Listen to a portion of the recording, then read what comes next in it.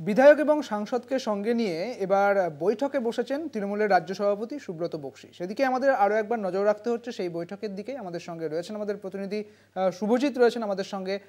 শুভজিৎ, তুমি এই ব্যারাকপুরের যে রাজনীতির পরিসর, সেই পরিসরটা তুমি জানো। সেখানকার এই সাংসদ আর বিধায়কের যে তরজা, তার যে আঁচ, সেই আঁচটাও তুমি কাছ থেকে দেখেছো। কি মনে হয় এই বৈঠকের পর এই যে তরজা, তা কি কমবে, তা কি থেমে যাবে? দেখো, এখনো পর্যন্ত যা বোঝা যাচ্ছে, কিন্তু আজকে বিকেল 4:35 থেকে শুরু হয়েছে এই বৈঠক, কিন্তু 1 ঘন্টার অতিক্রম হয়ে গেল, এখনো কিন্তু বৈঠকে উপস্থিত হননি জগদ্দলের বিধায়ক সোমনাথ শ্যাম। অতএব এখানেই বোঝা যাচ্ছে যে ড্যামেজ কন্ট্রোল করার যে চেষ্টা করছিলেন তৃণমূল কংগ্রেসের রাজ্য সভাপতি সুব্রত বক্সী, কোথাও গিয়ে কোথাও যেন এটা আটকে যাচ্ছে। কারণ তুমি জানো, এর আগে বারবার কিন্তু সাংসদ বিধায়কের দ্বন্দ্বে কিন্তু উত্তপ্ত হয়েছিল শিল্পাঞ্চলের রাজনীতি। কখনো সাংসদ বিধায়ক, বিধায়ক সাংসদ, একের পর এক যে আক্রমণের পাল্টা আক্রমণ। রাজ্য তৃণমূল কংগ্রেসের সভাপতিকে শেষমেশ হস্তক্ষেপ করে বলতে হয়েছিল সাংসদ অর্জুন সিংকে মুখ বন্ধ রাখার জন্য। উত্তর 24 পরগনা জেলার কর্মসূচি থেকে তৃণমূল সুপ্রিমো মমতা বন্দ্যোপাধ্যায়কে হস্তক্ষেপ করে, নাম না করে কিন্তু কথা বলতেও কিন্তু ছাড়েননি মুখ্যমন্ত্রী মমতা বন্দ্যোপাধ্যায়। তিনি জানিয়েছিলেন যে পুরনো চাল যেমন ভাতে বাড়ে, সেরকম নতুন চালেও কিন্তু আমাদের প্রয়োজন।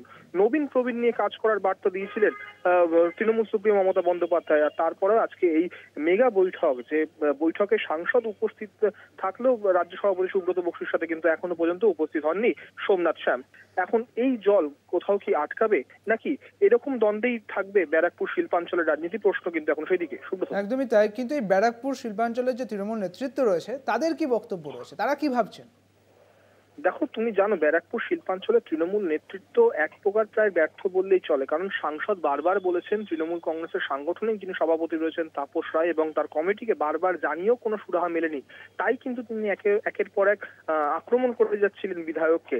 সেই কারণেই কিন্তু জেলা সভাপতিকে মাঝখানে হস্তক্ষেপ করতে হয়েছে। তো অতএব বোঝাই যাচ্ছে এখানে যে তৃণমূল কংগ্রেসের যে সাংগঠনিক জেলা রয়েছে, ব্যারাকপুর সাংগঠনিক জেলা, তার উপরে কিন্তু আস্থা হারিয়েছেন সাংসদ অর্জুন সিং। একদমই শুভজিৎ। তবে এই যে তরজা, দুজনের যে তরজা সাংসদ বিধায়কের, এই তরজা কেন বলে তোমার মনে হয়? তুমি দেখো, কোনো রাজনৈতিক কারণের থেকে বড় কথা হচ্ছে ব্যক্তিগত কারণ। তুমি জানো, 2019 সালে যখন তৃণমূল কংগ্রেস ছেড়ে যখন তৎকালীন বিধায়ক বর্তমানে সাংসদ অর্জুন সিং যখন বিজেপির হাত ধরেছিলেন, তখন থেকে কিন্তু তৃণমূল কংগ্রেসের এই ব্যারাকপুর শিল্পাঞ্চলের কিন্তু একটাই ড্যামেজ কন্ট্রোলার ছিল, তার নাম ছিল সোমনাথ শ্যাম। এবং সাংসদ যখন আবার তৃণমূল কংগ্রেসে প্রত্যাবর্তন করেন, তখন সাংসদ বিধায়কের মধ্যে একটি এলাকা দখলের লড়াই কিন্তু চোখের সামনে এসেছিল। কারণ তুমি জানো, দীর্ঘদিন ধরে ভাটপাড়া জগদ্দলে ব্যারাকপুর শিল্পাঞ্চলে কিন্তু নিজের প্রভাব ছিল এই সাংসদ অর্জুন সিং এর। কিন্তু সাংসদের চলে যাওয়ার পরে যখন মাঝখানে বেশ কয়েকটি বছর পেরিয়ে যায়, প্রায় 3 বছর, তারপরে কিন্তু সোমনাথ শ্যাম এখানে 2021 সালে বিধায়ক হন। তখন হাতের কন্ট্রোল আস্তে আস্তে চলে আসে সোমনাথ শ্যামের দিকে। মূলত এই এলাকাগুলোতে কার চলবে, মানে কার কথায় চলবেন তৃণমূল কংগ্রেস, এখানকার সাধারণ কর্মীরা, এখন দ্বন্দ্ব কিন্তু সেদিকেই। একদমই। ধন্যবাদ শুভজিৎ। আমাদের সঙ্গে ছিলেন আমাদের প্রতিনিধি শুভজিৎ সিং।